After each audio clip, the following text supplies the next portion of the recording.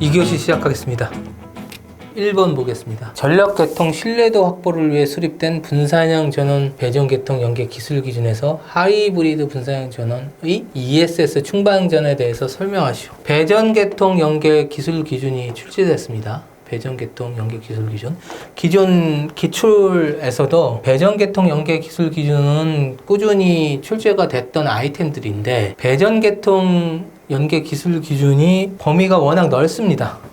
워낙 범위가 넓고 양이 많고 내용도 굉장히 많습니다. 그 밑에 설명서까지 보게 되면은 그러다 보니까 그거를 다 가지고 볼 수는 없다 보니까 기존에는 반복되어 있던 기출들을 위주로 대부분의 수험생분들께서 준비를 하셨을 건데 이 하이브리드 분산형 전원의 ESS 충방전 관련된 내용은 기존에 출제됐었던 내용이 아니기 때문에 대부분 이 문제에 대해서 조금 어려워하셨을 걸로 조금 보여집니다. 뭐 난이도라는 건 뭐 사실상 내가 가져간 내용들은 쉬울 거고 내가 자신 있는 내용들은 쉬울 거고 내가 모르는 가져가지 않은 건 어차피 어려운 거기 때문에 크게 구분을 하기는 어렵겠지만 어쨌든 이 문제는 대부분이 어려워하셨을 문제일 겁니다. 그리고 사실 하이브리드 분산형 전원 ESS라는 거는 우리가 대표적인 게 이제 PVESS 같은 거 해서 태양광인과 ES 연결한다든지 아니면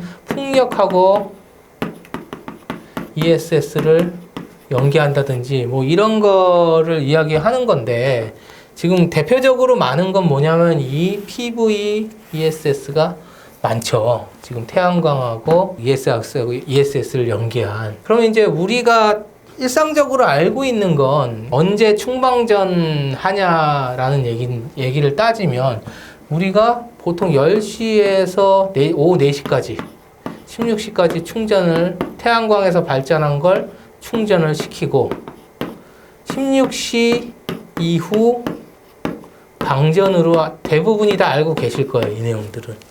굳이 내가 분산형 전원, 배전계통 연계 기술 기준을 이 부분을 숙지를 안 하셨더라도 상식적으로 우리가 보통 4시까지 충전하고 4시 이후에 방전해.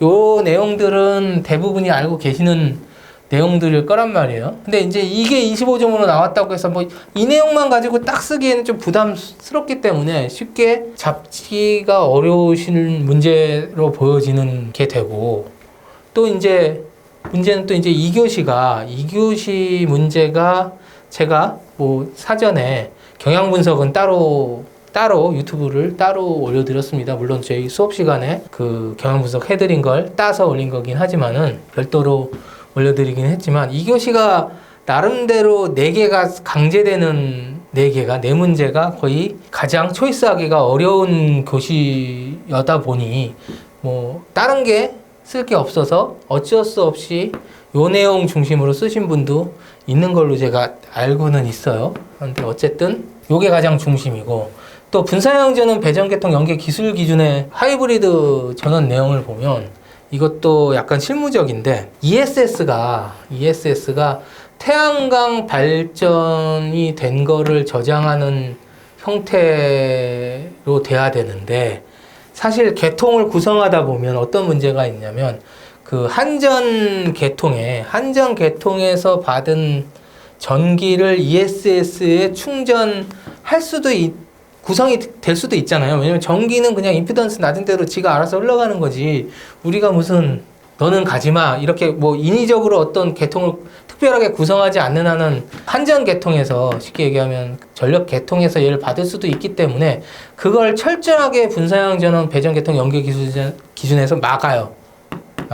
절대 한전 계통에선 저장했다 팔지 마. 이게 왜냐면 이렇게 저장했다 팔리면 또 이걸 또 가중치를 받고 더 비싼 가격에 팔기 때문에 한전에서 전원을 받아서 ESS에 저장했다가 팔어. 이거 말이 안 되잖아요. 그러니까 이거를 절대적으로 태양광을 통해서 생산된 전력만 일로 저장되게 하고 한전 계통에서 들어오는 전기는 저장할 수 없게끔 하는 게 또 핵심이에요, 핵심. 그래서 이 두 가지를 가지고 충반전 특성하고 저장 특성, 이게 충전하고 관련돼 있으니까 그 기준들 정도가 정리되면 무난하지 않을까 싶은 문제였고 사실상 수험생분들이 접근하기는 쉽지 않았겠지만 우리가 4시 충전, 4시까지 충전, 4시 이후 방전에 대한 상식이 있기 때문에 또 굳이 강제적으로 이걸 쓰게 되면 그 내용 중심으로 쓰지 않으셨을까 싶습니다. 자, 그래서 모범답안 내용 조금 보시면 하이브리드 분산형 전원이 뭔지는 얘기를 해야 될 거잖아요. 그러니까 신재생에다가 뭐를 ESS를 같이 혼합해서 사용하는, 구성하는 유형일 거고 그래서 뭐 연계 용량은 어떻게 하고 뭐 분산형 전원 ESS 용량은 또 어떤 기준으로 한다라는 얘기가 기술 기준에 있고요. 아까 말씀드렸듯이 중요한 거 연계할 때 요 그림 보시면은 한전에서 들어온 게 어디로 ESS로 이게 계통 구성상 보면은 당연히 이제 PV에서 생각된 게 뭐 일로 들어갈 텐데 얘가 이렇게 충전하다가 얘가 만약에 전력 생산을 안 하면 자동으로 이렇게 들어갈 수가 있겠죠. 당연히 들어갈 수가 있겠죠. 계통 구성에 따라서. 그래서 요렇게 한전 계통이 ESS로 충전되는 건 절대 하지 말아라. 그래서 ESS 공급선로에다 역전력 계전기를 역결선해서 캐코 전원을 한전 전원이 유입되는 걸 방지해라. 이 내용이 들어와 있어요. 그래서 이제 요 내용이 그래도 충방전 관해서 요 배전계통 연계 기술 기준에서 언급될 수 있는 내용의 좀 중요한 내용으로 보여지고요. 그 설명들이 여기 되어 있습니다. ESS 충전은 분산형 전원의 발전력에 의해서만 이루어져야 하며 손해 부하 공급력 관련에 의한 충전은 허용되지 않고 뭐 여러 가지 내용들이 좀 있습니다. 자, 그리고 제일 중요한 건 이거죠. 사실 충전은 10시에서 4시, 방전은 4시 지나서. 사실 4시 지나서라는 얘기는 4시부터 그 다음날 아침 10시까지이기 때문에 풀이에요. 거의 기타 시간으로 표현을 이렇게 해요. 근데 요렇게 기타 시간이라고 되어 있지만 결국은 오후 4시 이후에 방전시킨다 라고 이렇게 생각하시면 되겠죠. 그래서 지금 이 앞에 나왔던 지금 한전계통 충전 안 되는 거, 한전계통 이용해서 충전 안 되는 거하고 4시 기준으로 충방전하는 거 위주로 작성하실 분이 없지 않았을까 싶습니다. 2교시 2번 가겠습니다. 최근 수명 연한이 도래한 일부 석탄 화력 발전소 폐지의 대안으로 천연 LNG 발전소 건설이 증가하고 있다. LNG 발전소의 특징에 대해서 설명하시오. 이 문제가 저는 이제 1, 2교시 통틀어서 가장 조금 애매한 문제로 사실은 봐요. 물론 단순하게 생각하면 석탄 화력 발전소가 폐지되죠. 뭐 저희가 2036년까지인가요? 뭐 언제까지 운영 기한 도래한 것들은 차례대로 정지시키고 LNG 복합으로 대체하기로 되어 있으니 이 내용이 맞기는 하죠. 그리고 천연 LNG 발전소의 건설이 증가하고 있다. 자, 저희가 주로 지금 석탄화력을 중지하고 건설하는 건 LNG 복합이 지금은 LNG 복합이 많고요. 지금 얘기 나오는 건 뭐 수소 혼소 얘기도 나오고요. 뭐 암모니아 얘기도 나오고 뭐 여러 가지 얘기들이 나오죠, 지금 사실. 그래서 지금 대안으로 LNG 발전소. 근데 LNG 복합이란 말이 없어요. 여기 보시면 LNG 복합. 그래서 그러면 LNG 복합 아니면 그냥 LNG만 이용하는 가스터빈 발전소만 얘기하나? 또 그것도 말이 안 돼요. 우리가 가스터빈만 하면은 그 가스터빈만 지금 건설하면은 효율이 너무 떨어져요. 효율이 너무 떨어지다 보니까 지금 LNG 대체되고 있는 천연 LNG 발전소들은 거의 대부분이 그냥 사실 전부 LNG 복합이라고 보셔도 무방할 정도예요, 사실. 그래서 LNG 복합, 그럼 이제 LNG 복합 발전소에 대해서 특징 설명하면 되나? 좀 찜찜하죠. 왜냐면 1교시에도 복합 발전에 대한 얘기가 나왔고요. 그리고 LNG 복합이라고 또 딱 써주진 않았잖아요. 근데 여기 보면 천연 LNG 발전소가 건설이 증가하다라고 이야기를 했기 때문에 그러면 건설이 증가하고 있는 건 LNG 복합이 맞거든요. 그러면 LNG 복합에 대해서 설명했을 뿐이 없어져요. 그럼 1교시 문제하고 조금 많이 결이 비슷해지는 그런 현상이 발생을 해요. 예전에 뭐 그냥 동일한 문제가 2, 4교시에 나온 적도 있으니까 결이 같은 문제가 나왔다고 해서 그게 있을 수 없는 일은 아니지만 무언가 조금 찜찜하게 만들죠. 찜찜하게 만들어요. 그래서 저는 굳이 천연 LNG 복합이란 말을 뺐으면 천연 LNG를 쓰고 있는 지금 건설하고 있는 것들이 LNG 복합이 있고 LNG 복합 열병합이 있죠. 그래서 열병합 얘기를 조금 언급해야 되지 않을까라는 생각이 살짝 들기는 했었어요. 근데 LNG 열병합 복합 열병합도 결국은 LNG 복합이거든요. 그러니까 결국은 답안지는 LNG 복합 형태로 구성될 수뿐이 없겠죠. 그래서 개요도 LNG 액화천연가스를 메탄을 주성분해하는 천연가스를 초전을 내각시킨 곳에 LNG를 주련하는 발전을 LNG 발전소를 한다. 근데 LNG 발전소는 주로 내가 답안을 이렇게 이끌 수뿐이 없기 때문에 복합 사이클을 채용하고 LNG 복합 발전 형태로 주로 구성되며 LNG 화력 발전, LNG 복합 열병합 발전 등에도 이용된다. 라고 얘기할 수뿐이 없는 거예요. 다 결국은 LNG 복합의 형태가 대부분을 이루기 때문에. 자, 그럼 이제 본격적으로 LNG 복합 설명이 될 수뿐이 없겠죠. 아까 1교시 때도 말씀을 드렸지만 결국은 뭐 자꾸 찜찜하니까 LNG 복합에 대해서 또 한 번 더 얘기를 해주고요. LNG 이용한 가스 발전 그 배열을 이용한 진기타 비인을 조합한 LNG 복합 발전 형태. 이게 이제 LNG 복합 발전 소도 있지만 열병합도 있으니 LNG 복합 발전 형태가 대부분이라는 걸 한번 또 깔아주고요. 이걸 설명을 할 수뿐이 없으니까. 자, 그리고 원리는 기본적인 LNG 복합 사이클의 원리를 또 설명하는 거죠. LNG 복합도 그렇고 다른 복합도 그렇지만 단일 사이클에 도달할 수 없는 저온 영역의 에너지를 2개 이상의 사이클을 이용함으로써 고효율 사이클 실현 가능하다 해놓고 복합 발전에 여효율 계산식 하나 넣어주고요. 그 열 사이클도 결국은 LNG 복합 열 사이클을 설명할 수뿐이 없어요. 지금 방법이 없어. 그러면 LNG 복합은 다 아까 뭐라고 말씀드렸습니까? 배열 회수 사이클이라고 말씀드렸으니 HRSG를 이용한 배열 회수 사이클 또 그려주고 그거에 따른 설명을 좀 하는 거죠. 배열 회수 보일러에 대해서 이걸 이용해서 배열 회수 사이클을 구성한다라고 설명을 또 한번 해줬고요. 자, 뭐 설비 구성은 가스터빈 용량이 좀 작죠. 소용량이기 때문에 1대 N으로 구성한다. 해서 1대 1인 게 1축형이고 N대 1이 다축형이다. 뭐 이런 설명 또 해주고 이건 25점이기 때문에 LNG 복합에 대해서 전반적인 내용이 다 들어갈 수뿐이 없겠죠 지금. 자, 그래서 특징 해서 이제 뭐 특징 쓰라고 했으니까 장단점을 조금 디테일하게 설명을 해주면서 답안을 작성할 수뿐이 없었겠죠. 그래서 효율 높다 해서 온도가 높으면 뭐 높아질 수 있다 이런 얘기를 할 수뿐이 없는 거고요. 그리고 아까도 얘기했지만 부분 부하에 대해서 여효율이 적다 라는 얘기, 그래서 부하 추정성이 좋다 라는 얘기를 아까 말씀을 드렸는데 1교시 때 여기서는 좀 설명이 이 부분에 대해서 설명도 조금 들어가 줘야 되겠죠. 소형용기를 여러 대 설치해서 운전함으로 부분 부하 시에 운전 대수를 조정하면 되니 여러 여자가 적다. 그래서 결국은 부하율이 낮을 때 효율이 좋아야 부하 추정성이 좋은 거기 때문에 부하 추정성도 좋은 거죠. 이것 때문에 사실.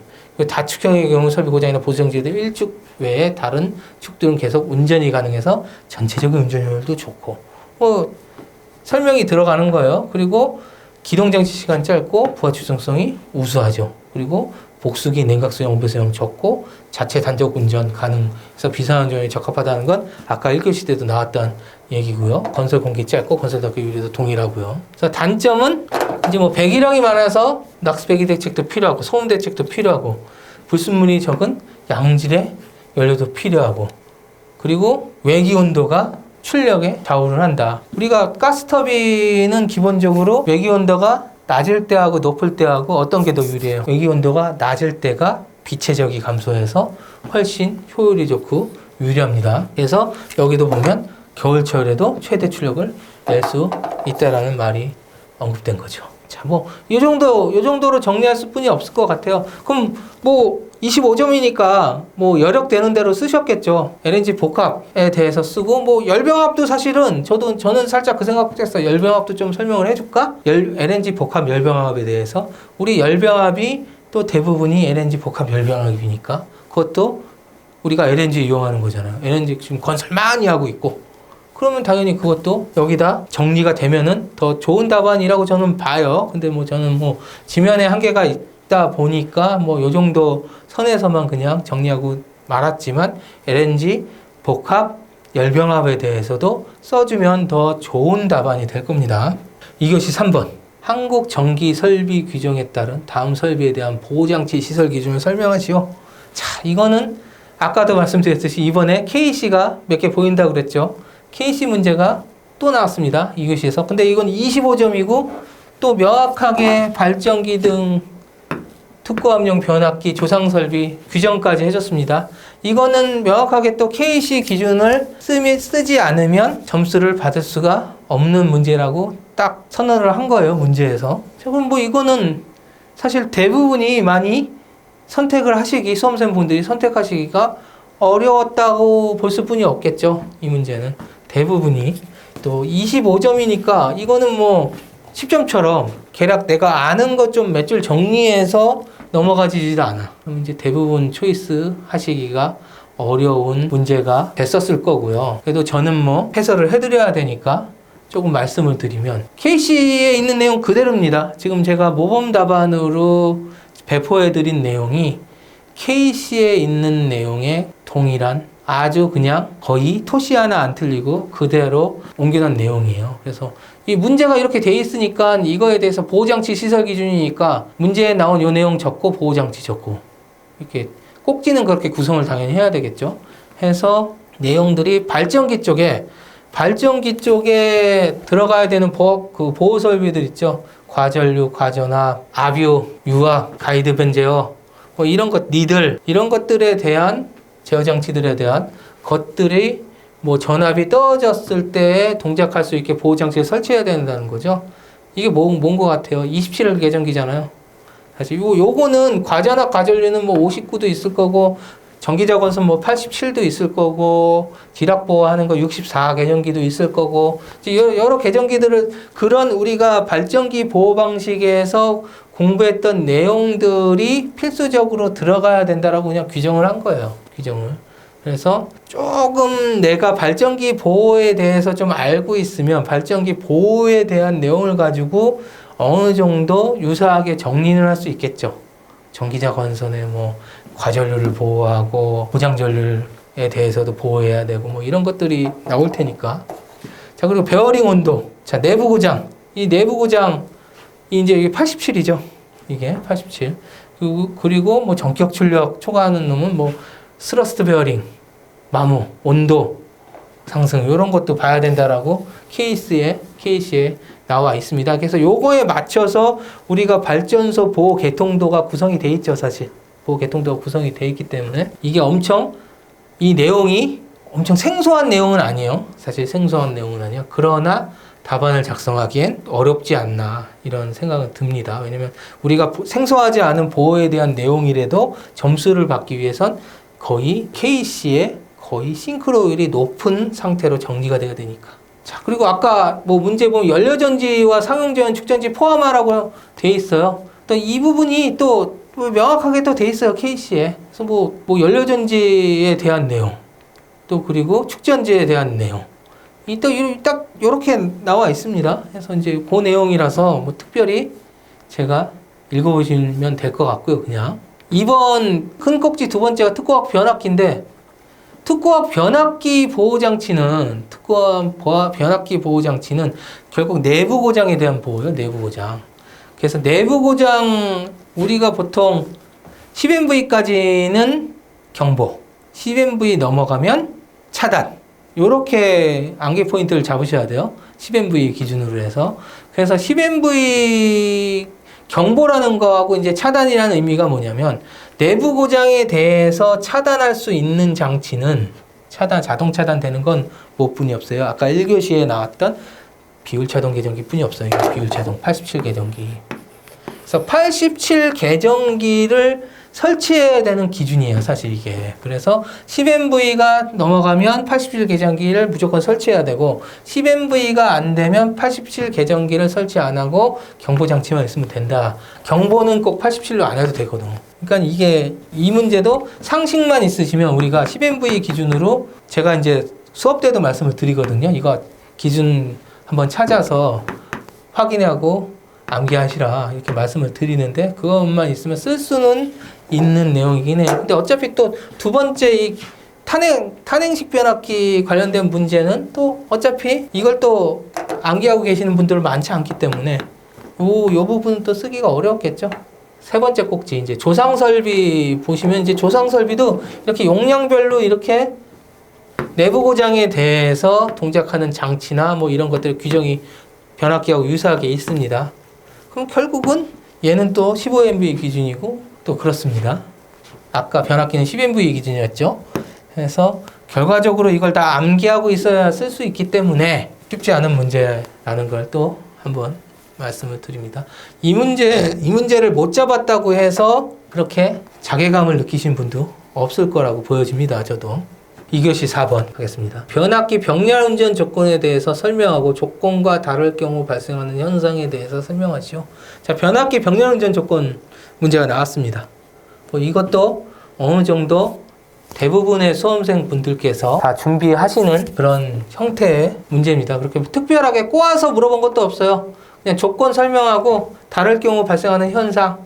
그래서 대부분이 병렬운전 조건을 준비하시면 딱 요 내용을 준비하시죠. 요 문제에 맞는 내용을. 그래서 그렇게 어렵지 않은 문제가 됐었겠죠. 그래서 이제 일단 병렬운전 조건을 일단 나열했어요. 병렬운전 조건을 나열하고 이거에 대해서 하나씩 설명한다. 뭐 이런 얘기죠. 그래서 변압기 뭐 건수비, 단자전압 일치할 것, 퍼센트 임피던스 일치할 것, XR 레이쇼도 일치할 것, 그리고 상해정 위상용 변압기 일치할 것, 변압기 극성이 일치해야 된다. 이 5가지겠죠. 이 5가지가 들어가야 돼. 그리고 문제에 삼상인이 단상인이 구분이 없어요. 삼상인이 단상이 구분이 없다라는 건 삼상 변압기 조건, 단상 변압기 조건 다 끌어내야 된다라는 얘기가 나오고 문제점도 현상도 다 끌어내야 된다는 결론이 나오는 거죠. 그래서 이 꼭지로 답안을 정리했다라고 보면은 병렬 운전 조건이 다를 경우 발생하는 현상에서 첫 번째는 단자전압 얘기가 나오죠. 자, 제가 배포해드린 모범 답안에는 그림을 많이 생략을 했어요. 왜냐면 그림을 제가 이제 그려서 넣기에는 배포된 거에 넣기에는 좀 시간이 조금 많이 소요되다 보니까 그래서 배포 답안에는 없더라도 현장에서는 최대한 그림을 많이 그려서 설명을 하시는 게 더 좋은 답안입니다. 제 배포 답안이 좋은 답안이란 게 아니고 그 그림이 충분히 포함돼서 답안이 작성된 게 훨씬 더 좋은 답안이 되겠죠. 그래서 당연히 단자 건수비가 다르다는 건 전압이 다르다는 거고 같은 일맥상통하는 거죠. 그래서 결국 변압기가 2대가 있는데 전압이 달라. 자, 변압기가 2대가 있어요. 2대가 있어. 근데 요쪽의 전압과 요쪽의 전압이 달라요. 그래도 이렇게 연결이 돼 있으면 모선 전압은 한 전압이 뜨겠죠. 모선 전압이 버스 전압이 뜨겠죠. 그럼 버스 전압을 기준으로 어디는 전압이 얘보다 낮을 거고 어디는 얘보다 높은 전압이 되겠죠. 그러면 이 전압을 이 모선이 맞춰주는 역할을 할 거고 당연히 전압이 높은 데서 낮은 데로 뭐가? 무효전력이 흐르겠죠. 무효전력이 흐르면 당연히 전류는 딱히 유효분과 무효분을 구분하지 않지만 왜 구분을 안 해요? 무효분이나 유효분이나 똑같이 열을 만들어내기 때문에 그 구분을 안 하죠. 대신 무효분의 순환전류도 뭐를 만들어요? 건선의 과열을 만들어서 병렬 운전이 불가능하게 만들죠. 여기서 얘기하는 2차 측 전압이 단자 전압이 다르고 건수비가 다르다는 건 그냥 살짝 다르다는 얘기가 아니고 왕창 다르다는 얘기이기 때문에 운전이하에 불가능한 얘기가 되겠죠. 그림을 그려주시면 좋습니다. 무조건. 자, 그리고 퍼센트 임피던스가 다를 경우. 자, 퍼센트 임피던스가 다르면 우리는 모든 전기는 임피던스에 반비례해서 전류가 흐르기 때문에 당연히 퍼센트 임피던스가 작은 놈이 동일한 용량이라면 변압기 2대가 동일한 용량이라고 가정을 하면 퍼센트 임피던스 작은 놈이 이게 IA고 이걸 IB라고 가정을 하면은 얘는 당연히 퍼센트 임피던스에 반비례해서 전류를 분담한단 말이죠. 그럼 결국은 퍼센트 임피던스가 작은 놈이 더 많은 부하를 분담하게 되고 더 많은 부하를 분담하게 된다는 건 그 분담비에 의해서 계속 전격 용량은 같지만 부하 분담을 더 작은 놈이 더 많이 하고 있는데 이게 점점 올라가다 보면 퍼센트 임피던스가 작은 놈이 먼저 전격에 도달하겠죠. 전격에. 그러면 퍼센트 임피던스가 큰 놈은 전격에 도달하지 않은 상태에서 작은 놈이 먼저 전격에 도달하면 거기서 더 부하 분담을 더하면 얘는 괜찮겠지만 얘는 더 과부하가 걸리겠죠. 그래서 얘가 작은 놈이 전격에 도달했을 때의 부하 이상을 더 공급하지 않는다라고 보면 결국은 어떤 결과가 납니까? 결국은 거기서 더 부하 분담하면 과열되기 때문에 거기까지뿐이 운담을 못하겠죠. 그래서 퍼센트 임피던스가 작은 놈이 부하 분담이 더 먼저 전격에 도달하기 때문에 큰 놈은 전격 부하로 운전을 못하겠죠.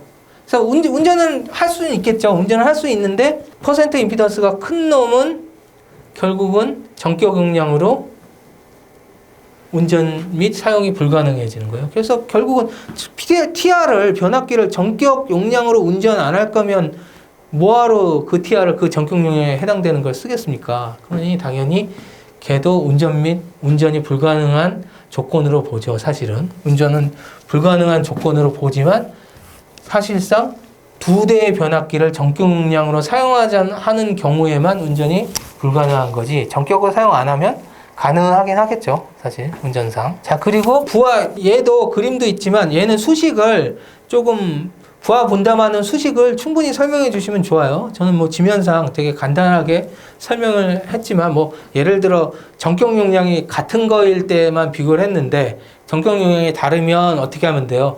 베이스 용량을 각기 퍼센트 임피던스를 환산해서 동일하게 분배시키면 되는 거죠. 그러니까 뭐 그런 부분도 충분히 설명해 주시면 더 좋은 답안이 될 겁니다. XR 레이시오가 다를 경우, 저항과 리액턴스의 비가 다를 경우.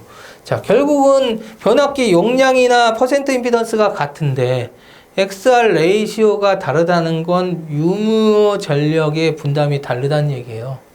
유무어 전력의 분담이 달라. 유무어 전력의 분담이 다르다는 건 서로 분담하는 전원의 위상이 달라진다는 것과 같고, 그럼 두 변압기의 위상이 달라지면 위상차에 의한 새로운 전원이 생기는 것과 같고, 그 새로운 전원이 변압기 두 대의 내부 회로의 임피던스에 반비례해서 뭐를 만들어요? 순환전류를 만드니 아까하고 동일하게 동선이 증가하고 열이 발생을 하겠죠.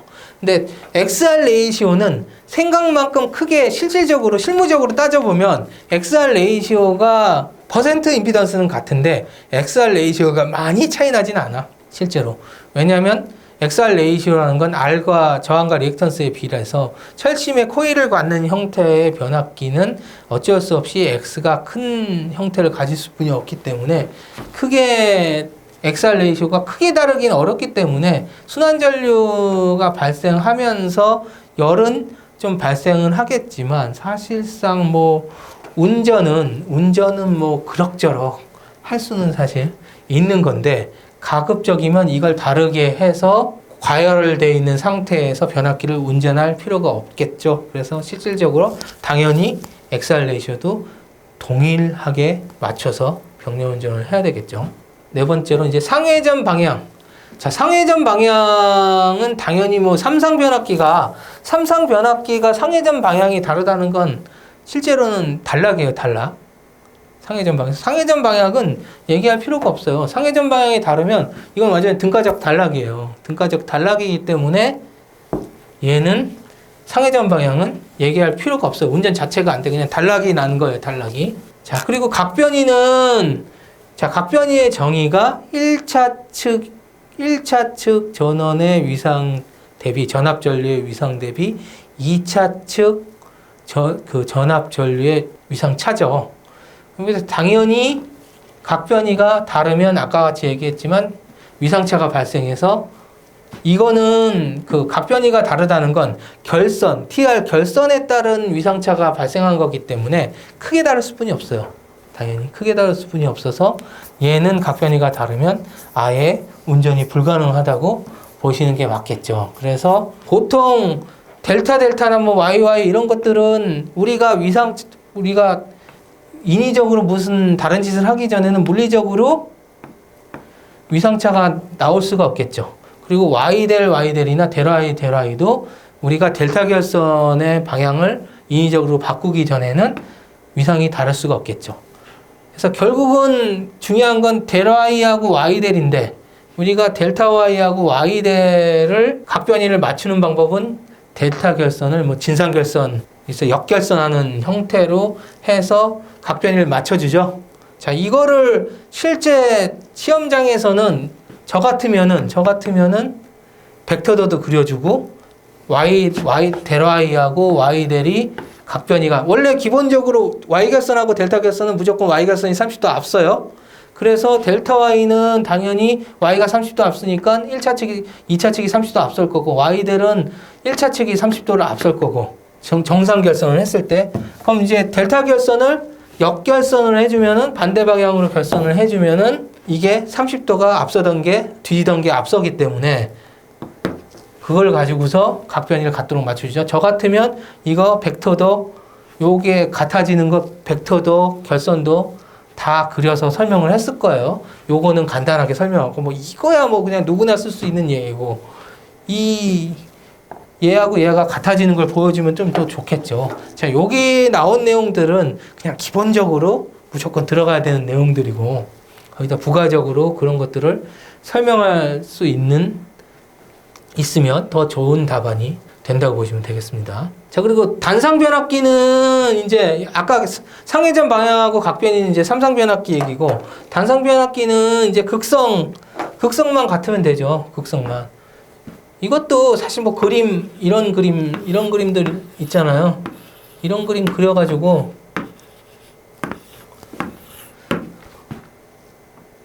같아지려면 이렇게 이게 잘못된 결선이잖아. 얘가 일로 와야 되고 원래는 여기로 하고 여기로 와야 되는데 일로 왔으면 이것도 등가적 단락이거든요. 요것도 요런 것조차도 그림을 그려주시면 좀 더 좋은 답안이 되겠죠. 자, 뭐 기타 사항으로 뭐 용량이 다른 경우는 뭐 상관은 없어요, 딱히. 근데 가급적 용량 차이가 너무 많이 나면은 용량 차이의 사실상 세상에 완전히 같은 건 없거든요. 뭐 퍼센트 임피던스가 같고 전압비가 같고 하는데 세상에 완전히 같은 건 없어요. 완전히 같은 건 없기 때문에 미소한 차이가 있는데 용량이 다르면 그 미소한 차이가 좀 가중이 돼. 그래서 너무 많이 다르지 않게 한 3대1 가급적 3대1 정도가 좋다라고 일반적으로 얘기하고 뭐 절연간도나 내충격 빌값 같은 건 가급적 통일해서 보호 측면의 안전성을 확보할 필요가 있다는 얘기 정도는 추가적으로 해줄 수가 있을 것 같습니다. 자, 2교시 5번. 자, 지중 전설로 전식의 발생 원인과 전기 방식에 대해서 설명해라. 그러니까 전식하고 방식 얘기하는 거예요. 전식하고 방식. 전식 설명하고 방식에 대해서 설명을 해라.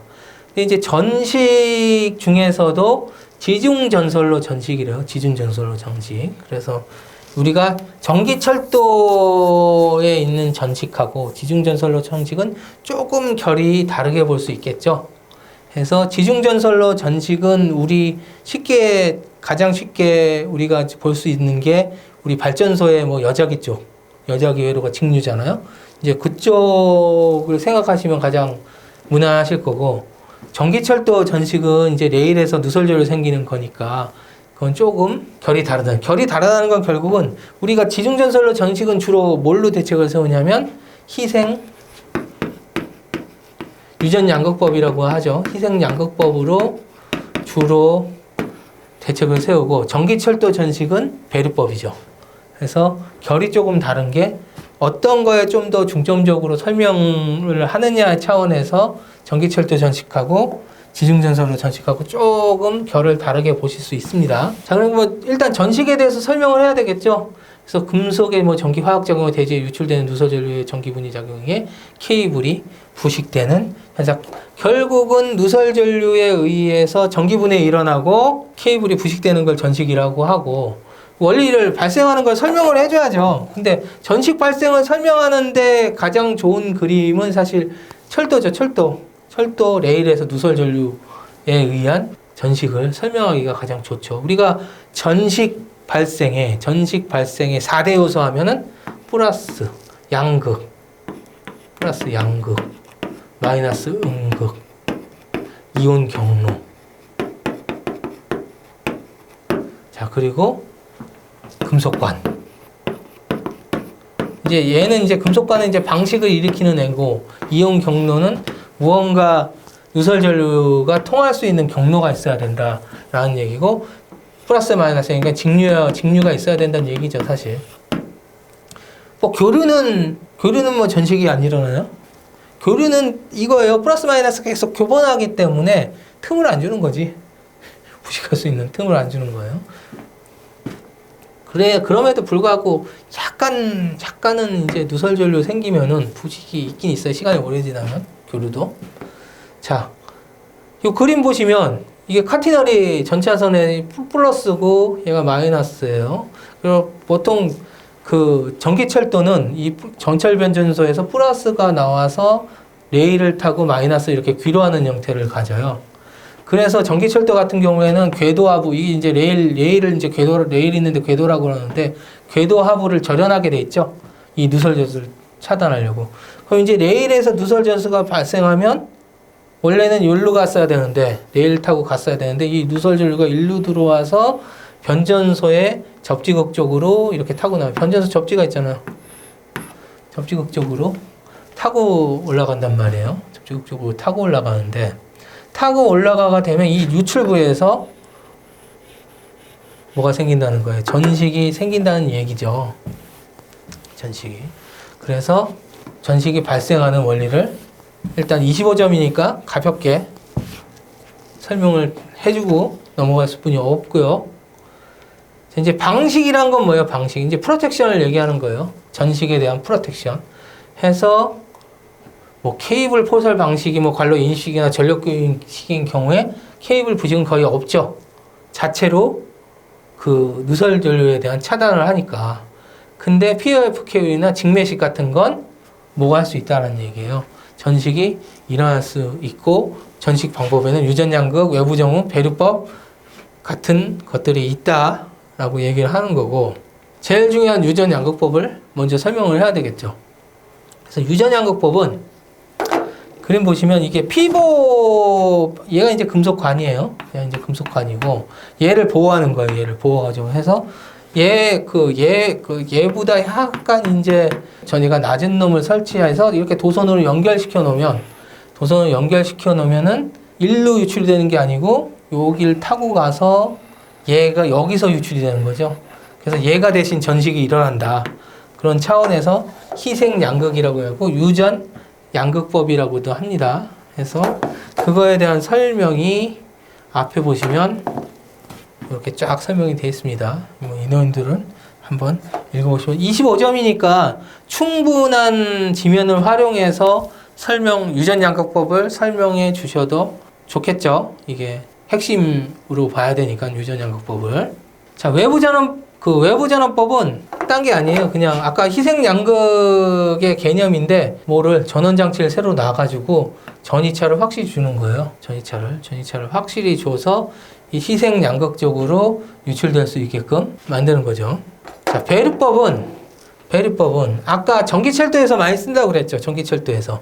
자, 이 레일에서 이렇게 누설 전류가 이렇게 들어오면 여기 피보관인 금속관을 타고 들어가겠죠. 타고 들어가서 아까 얘기했듯이 요 변전소로 이렇게 누설 전류가 귀로를 하면 여기에 생기는데, 여기에 뭐가 생겨요? 전기 부식이 생기는데, 여기서 유출되지 않게 그냥 피보관을 아예 여기서 선을 뽑아서 변전소 음극에다 연결을 한다라고 보면은 요게 여기서 부식이 생기는 게 아니고 그냥 일로 도선 타고 귀로를 하겠죠.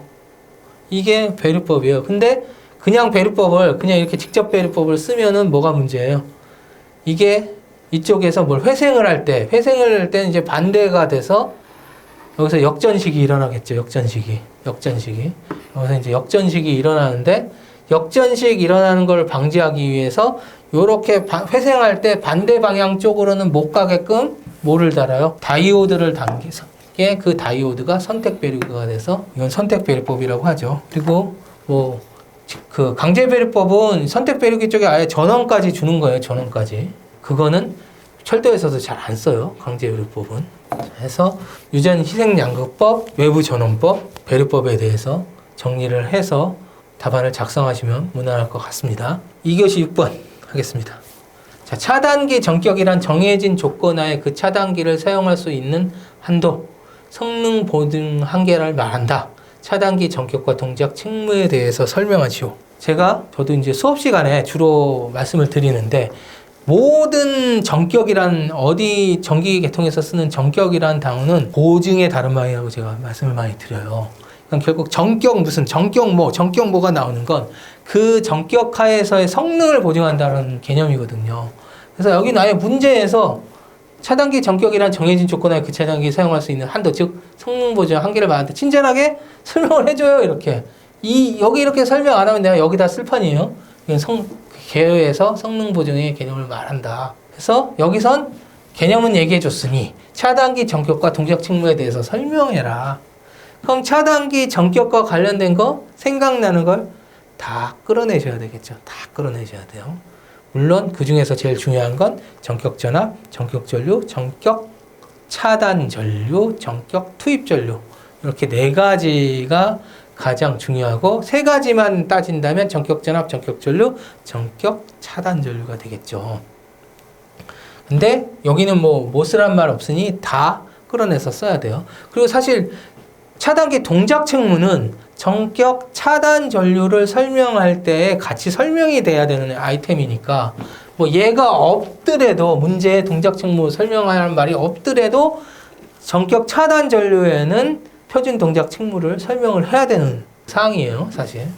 자, 그래서 하나씩 보시면 차단기 전격에서 전격 전압부터 나오는 거죠. 전압은 규정된 조건에 차단기 걸 수 있는 사용 회로의 전압 상한치로 성갑 전압으로 표시한다. 그러니까 이 차단기는 전격 전압 하에서 아무리 계속 써도 성능을 보증한다는 의미죠. 성능을 보증한다는 의미. 그래서 얘는 보통 공칭 전압에 약간의 여유를 둔다라고 표현을 하고요. 여기는 없지만 공칭 전압에 약간의 여유를 두어서 선정한다라고 되어 있고 계산식도 있지만 우리는 어떻게 해야 돼요? 그냥 우리가 많이 쓰는 숫자이기 때문에 그냥 암기해버리면 끝나죠. 투투나이는 25.8, 154는 170, 344는 362, 765는 8빵빵. 이 전압들은 여기 말고 다른 데서도 많이 쓰는 전압이니까 기본적으로 암기를 하고 계셔야 되는 애죠. 얘는. 그래서 전압은 무난하게 설명을 하면 되고 전격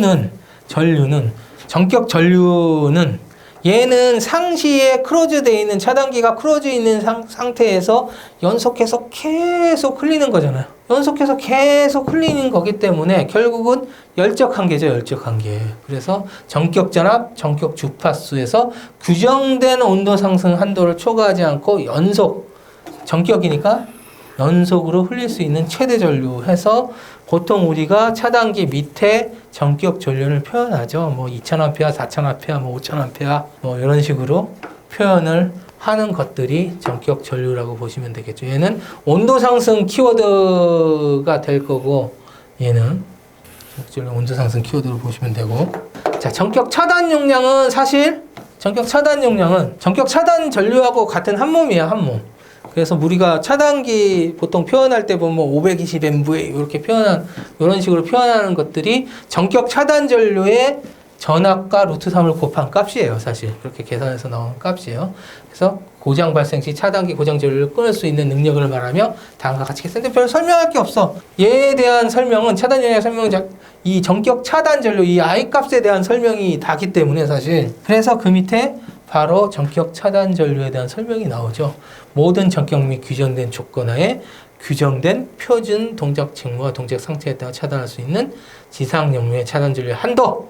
그래서 보통 직리분을 대략 20% 이하일 때 교리분의 실외치로 나타낸다 해서 5Hz짜리는 25% 이하고 8Hz짜리는 10% 이하다. 이렇게 보통 이야기를 합니다. 해서 여기서 표준 동작 책무 상태를 어떻게 계속 수행을 해도 성능을 보증해야 되는 거예요. 그러니까 쉽게 얘기하면 전격 차단 전류라는 거는 고장 전류가 들어왔을 때의 나의 내량이잖아요. 그러면 내가 고장 전류 한번 차단하고 내가 성능 유지를 못해. 그럼 그게 차단기가 아니잖아요. 차단기는 태어날 때부터 고장 전류를 끊기, 응당 고장 전류를 차단하기 위해서 태어난 놈이기 때문에 차단기의 역할은 고장 전류를 안 끊을 것 같으면 개폐기를 쓰죠, 그냥. 고장 전류를 안 끊을 것 같으면. 그렇기 때문에 얘는 규정된 객관화에 고장 전류를 차단을 하여도 성능에 문제가 안 생기는 전류가 되겠죠. 그래서 통상 50가, 25카에 1세크, 이런 식으로 이제 뒤에 붙는 시간은 고장 전류를 계속 흘렸을 때 한계 시간이죠, 한계 시간. 해서 이렇게 표현되고, 이 표준 동작 책무라는 건 차단기가 결국 고장 상태에서 트립 및 투입 및 개방이 이루어지기 때문에 고장 상태, 고장 전류가 흘렀을 때에 투개방을 할 수 있는 그 성능 한도치를 얘기하겠죠. 표준 동작 책무는. 그래서 표준 동작 책무하에서의 차단할 수 있는 차단 전류의 한도라고 보시면 됩니다. 그래서 표준 동작 책무는 뒤에 별도로 설명이 되어 있으니까. 자, 전격 투입 전류. 자, 이제 전격 투입 전류는 이제 차단기가 차단을 주로 이제 고장 났을 때 하니까, 물론 이제 개통 조작할 때도 트립을 시키지만, 그 고장 났을 때 자동으로 투입이 되는 게 차단기이기 때문에 그 고장이 났을 때 투입이 돼 있는데, 이게 고장 나서 접종을 벌려서 아크가 소멸돼서 그 개방이 완료됐다고 해도 이 접점 간의 절연력이 완전히 회복된, 소이온 됐다라고 볼 수 없기 때문에 이게 소이온 돼서 다시 절연을 회복한 상태에서 다시 투입을 해야 고장이 계속 지속되면 다시 트립을 시킬 거잖아요. 그래서 투입할 수 있는 것도 이때 재투입한다는 거 고장 전류를 대투입을 하기 때문에 재투입할 수 있는 한계치도 규정할 필요가 있겠죠. 그래서 여기도 보시면 순간 곧바로 고정 전류가 다시 흐르게 되기 때문에 이거에 대한 그 재투입될 수 있는 최대치를 전격 투입 전류라고 얘기하겠죠. 통상은 2.5배, 2.6배를 얘기합니다. 60Hz에선 2.6배를 얘기하고요. 그 50Hz에선 2.5배를 이야기합니다. 차단 전류 기준으로. 자, 전격 차단 시간 이제 6번째로 나오는데, 규정된 표준 동작 책무에 따라 차단할 때 차단 시간, 즉 개극 시간과 아크 시간의 합. 요 내용도 꼭 들어가야 돼요. 개극 시간과 아크 시간의 합해서 전격 주파수 기준으로 한 사이클로 표시해서, 우리가 2사이클 차단, 5사이클 차단 이런 게 있죠. 전압별로 그 전격 차단 시간들이. 자, 전격 단시간 전류. 또 여기서부터 여기까지가 사실은 메이저로 보셔야 되고요. 메이저라고 보셔야 되고, 여기서부터 약간 마이너한데, 왜 마이너하냐면 전격 단시간 전류라는 개념이 고장 전류가 아니더라도 그 일정한 고장 전류까지 한계치에 안 도달하더라도 그거보다 약간 작은 값이 일정 시간 일어나면 차단기에 문제가 되겠죠. 차단기에 문제가 되겠죠. 물론 고장 전류 기준으로 얘기를 하지만은, 근데 보통 우리가 전격 차단 전류를 표현할 때 전격 차단 전류의 크기와 그 지속 시간을 같이 표현하잖아요. 그렇기 때문에 전격 차단 전류 안에 단시간 전류는 거의 그 이하가 돼요. 그래서 거의 같은 값이 되기 때문에 별도로 전격 단시간 전류를 표현을 안 하는 이유가 전격 차단 전류와 거의 유사합니다. 같은 CO치를 하면서 방식이 유사하고 그 이하로 들어가기 때문에. 자, 표준 동작 책무, 이제 우리가 오티코티코를 얘기하죠. 오티코티코. 일명 오티코티코라고 얘기를 하고, 얘는 제페로하고는 다른 거예요. 제페로하고는 완전히 다른 얘기인 거고, 얘는 차단기의 성능의 보증의 기준값인 거예요. 고장 전류가 흘렀을 때 이제 오티코티코의 O가 오픈이고 CO가 크로즈 오픈이잖아요. 고장 전류가 흐른 상태에서 트립되고 0.3초 있다가 고장이 제거되지 않으면 다시 투입됐다가 오픈이 되잖아요. 그래서 0.3초 만에 재투입해도 다시 정확하게 트립시킬 수 있어야 되고, 또 15초 있다가 다시 고장 상태가 지속됐을 때 투입을 해도 다시 트립할 수 있어야 된다. 차단기 성능이. 이것을 보증하는 개념이죠. 사실은 표준 동작 측문하는 게. 그래서 전압별로 한정 기준으로 정확하게 기대를 하시면 돼요. 사실 뭐 KS 기준도 있는데 KS 기준보단 우리는 한정 기준 하나를 정확하게 암기해서 준비하는 게 좋겠죠. 그래서 투투나인 급은 0.3에 15초, 170, 362는 3분, 그리고 800은 팔빵빵은 1분, 그리고 고속도 제표로 미정형은 크로즈 오픈 15초 크로즈 오픈인데 이 크로즈 오픈 얘는 좀 다르잖아요. 오티코티코가 아니고 코티코잖아요. 코티코인 이유는 얘는 고속도 제페로를 적용하지 않는 놈은 이렇게 고장 전류를 단시간만 이런 짧은 시간에 재투입했다가 다시 오픈되는 일이 없는 차단기들은 이 정도의 성능이 필요 없다는 얘기죠, 사실.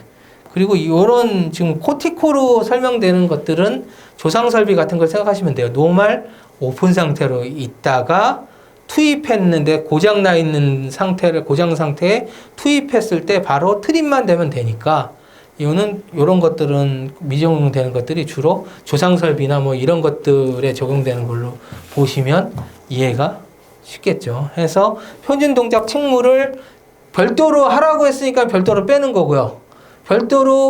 이렇게 별도로 빼라고 문제 안 나와 있으면 이걸 어디다 넣으셔야 돼요? 정격 차단 전류 있는 자리에 넣으시면 딱 맞아 떨어집니다.